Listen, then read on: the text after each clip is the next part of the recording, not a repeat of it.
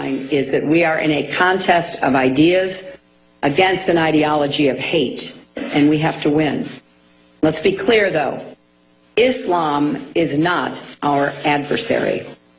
Muslims are peaceful and tolerant people and have nothing whatsoever to do with terrorism. I don't even know what to say anymore. I mean, we could play that every moment of every show from now, and I don't even know how anybody with a functioning brain could make that definitive of a statement without allowing, at least for the fact that, sure, the terrorists are, almost all of them are Muslim. Joining us now is James Taranto, columnist with the Wall Street Journal, editor of OpinionJournal.com. James, how are you, sir? I'm pretty good. How are you? I'm good.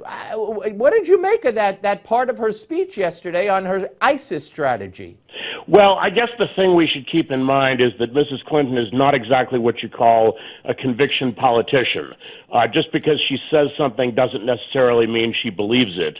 And I can't imagine that she actually believes that statement about nothing whatsoever. And in fact, she contradicts that statement in the very next paragraph of her speech, in which she acknowledges that there is and these are her words, dangerous stream of extremism within the Muslim world that continues to spread.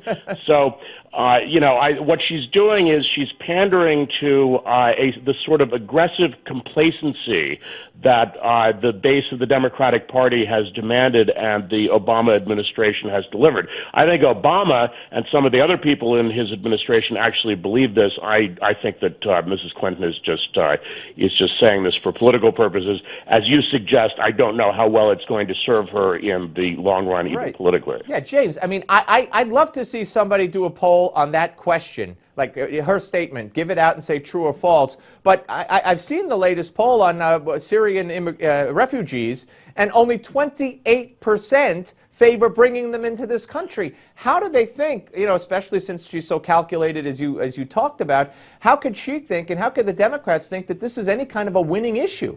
Well, I think for Obama it's less about winning than it is about this is what he really believes. And I suppose it's, if you watched that press conference he gave over the weekend, it was he seemed very impassive when he was talking about terrorism itself, and then he got animated when he was attacking the Republicans. And part of this is just it's the near enemy. It's they really get animated when they're criticizing their domestic opponents, less so than when they're criticizing their foreign opponents. By the way, there is a poll out today that finds 59% of Americans agree with the statement that America is at war with radical Islam, including, interestingly, 53% of Democrats. Wow. Okay. So there's the poll. You answer my question. Now, you've written about that, and you've written about this as well. Donald Trump, the report had been that he said he wants a database of Muslims in this country.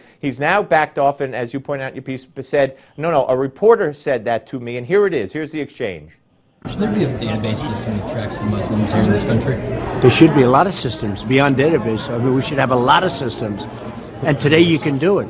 But right now we have to have a border, we have to have strength, we have to have a wall, and we cannot let what's happening to this country happen. But that's something your White House would like to implement? Oh, I would certainly implement that. Absolutely. What do you think the effect of that would be? How would that work? It would stop people from coming in illegally. Okay, so what do you make of the whole thing? Well, this was one of two exchanges with reporters. This was the fellow from NBC News. There's also a fellow from Yahoo News, and I'm not sure which one was first, but the Yahoo News guy also raised the question, do you think there should be a database of Muslims? And I believe what he said in response to that was, we'd certainly look into it. So a lot of the reaction to this has been overwrought. There are people who compare it with Nazi Germany, which is a crazy reaction. But it does tell us something disturbing about Trump, that he kind of went along with this, what is a rather atrocious idea. And it tells us what we already knew, which is he's not a guy with a well thought out plan for what he would do in office. He's kind of winging it. And, I saw a similarity between Trump and Mrs. Clinton. John Podesta, the chairman of her campaign, tweeted last night, Hillary's strategy to defeat ISIS, and then there are 3 items with check marks, the first one of which is defeat ISIS in Syria and Iraq. So he's saying she's going to defeat ISIS by defeating ISIS. All right. You know, that's actually a lot like the kind of questions the kind of answers that Trump gives when you ask, how are you going to accomplish this goal of yours? He says, oh, we're going to accomplish it.